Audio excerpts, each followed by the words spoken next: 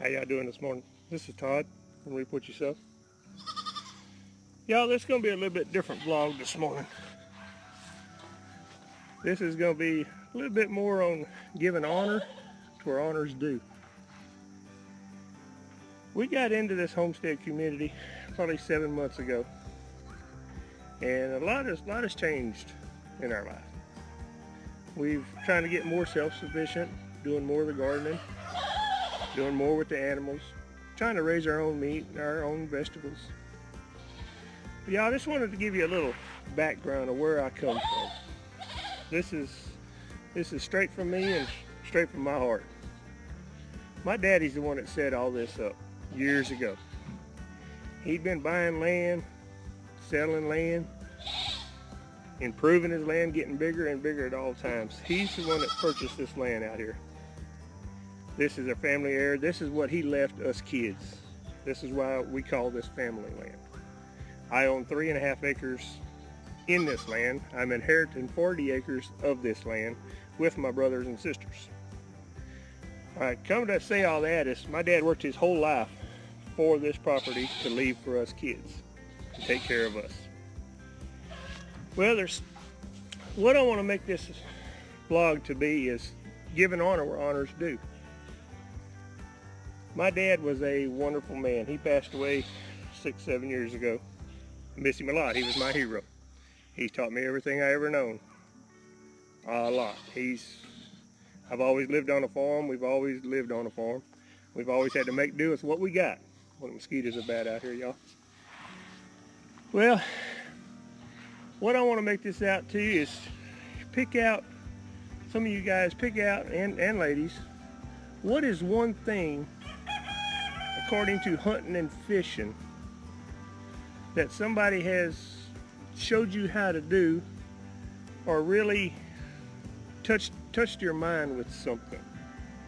What I'm trying to say is, I went on a hunting trip with my dad. Just kind of your best moments, really, of your leader. I mean, was it your dad, your grandpa, your mom, somebody that you looked up to as far as hunting and fishing? Who taught you? Who inspired you to do what you do today? My dad took me on a hunting trip. This is years ago. I think I was 8 years old at the time. I was hanging on his shirt tail, and we were elk hunting. We was in Wyoming, back in the middle of nowhere. We drove vehicles as far as we could go with a horse trailer behind us. There were several of us. There was about 20 of us all together. And we took the horses from the main camp and went up in the woods and camped, which was about 5 miles from any vehicle trail. We were way up in the mountain. And we would not really live off the land. We had stuff with us to live, but I mean, if we would find a place that had fish, we'd try to catch some fish, just different things, you know. We were surviving while we was there. It was actually fun. He was teaching me how to survive on the land is what he was teaching me. Back then, I didn't know what he was doing. I thought we was just hunting, but he was teaching me a lot of stuff. We come across this little creek that was very, very small, and it was plumb full of little bitty brook trout about this long. Now, them little fish they're not hard to catch if they can't see you. If they can see you, you won't catch them. Well, we didn't have no fishing poles with us, didn't have no bait, didn't have nothing with us. And we kept trying to figure out how to catch these fish. Well, my dad got the bright idea. We had some grass string on the saddles, had our stuff tied down with it. He took that grass string and untwined it and got it down to one little single strand. We didn't have no hooks, no fishing pole. Well, he sent me off to cut a branch, a little tree branch, to make a fishing pole. Well, I went and got the branch, and I come back with the branch. And while I was gone, he needed a hook. So he found a nail in the side of his saddle and pulled that nail out.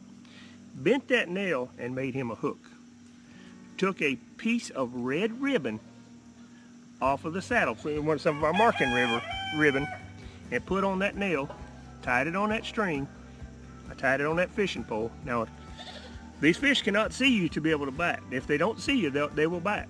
And He handed me the pole. I leaned it over a big rock and dropped it down on the back side of that rock. And I started pulling fish out with a nail and a ribbon, piece of string, and a stick. Y'all, that has stuck with me my whole life. It wasn't no big thing. It was smart what he done, you know, just showing me. He was teaching me how to survive. Like I told you before, I didn't know what he was trying to teach me. He was teaching me how to survive. And I've took that, and I've based my life, just kept going on and on with it. I say all that to say he's my hero. I mean, he's taught me a lot. When we got in this homestead community, I want to give a shout out to some people that are really good channels that I started watching. Now, I don't want to leave nobody out because there's several channels that I watched. But when my wife got sick and we needed to change the way we were eating. I wanted to build raised beds. So I looked on the internet, on YouTube, and I wanted raised beds built out of tin. Well, as soon as I typed it in, Roots and Refuge popped up. Great people, great channel. I started looking at their stuff, and Jess and her tomatoes, her heirloom stuff, kind of got my mind going. So this is where it started at. Well, I messaged Jeremiah. We talked instant messenger back and forth, telling him how I did the beds, and you know, just kind of got to know them. They were small at the time. He had enough time to be able to, you know, talk to you a little bit. Right now, they're so big, they have a hard time communicating with regular people. I mean, it's just, you get busy when you got that many people. Well, I started watching their channel, going all the way back to the first, you know, watching all their different things, how they come along. VW Farm come along, the Stivers come along, Bruce Swords come along, Jeremiah and Homestead come along. Several people that I met. We went to the shindig, and we were looking forward to seeing Two Families Homestead. We met them, Daryl and Sherry, some awesome people. Took us under their arm, like Grandma and Grandpa. They took care of us. Unreal, the love of the Homestead community. First person that gave us a shout out was Sherry, right there. Then that's when we met Ben and Andrea from VW Farm. Fell in love with them. Great people, great channel. Next morning we got up at the hotel and we started talking to the Stivers. First time I ever met Zach. Zach come in there and we went to talking, you know, about the homestead and stuff. First thing he does is pulls out his camera, goes live, and gives us a shout out. This man didn't know us from nobody. And then right after that we met Big Bear Homestead. We talked with them a little while. We still ain't say go dogs. So we didn't get our shout out, but Big Bear knows about it. They good people. VW Farm gave us a shout out right off the bat. Guys, I can't sit there and mention everybody because there's so many people that's really helped us out. But I just want to honor them people that helped us. You know, I'm not going to tag them in or do no vlog, you know, to collaborate with them because they're busy. They ain't got time to do all this. I mean, this is a hard thing to try to keep up with yourself. You know, trying to keep your channel going. But I just wanted to thank them and thank my dad most of all for this journey that he started. Really, this started years ago. Guys, I just don't know how to say it. It's just, I really appreciate y'all. I appreciate what y'all do for us. Just watching our stuff, the comments that y'all give us is unreal. We love y'all. That's why we do this, just to try to give back a little bit from what we know. We've always done homesteading. We just getting a little bit more in depth in it. Guys, I just want to tell you I love you and God bless.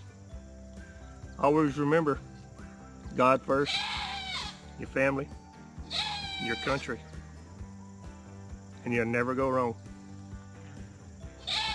Subscribe to the channel. Check us out. See what we're all about. I just want to tell you I love you and God bless.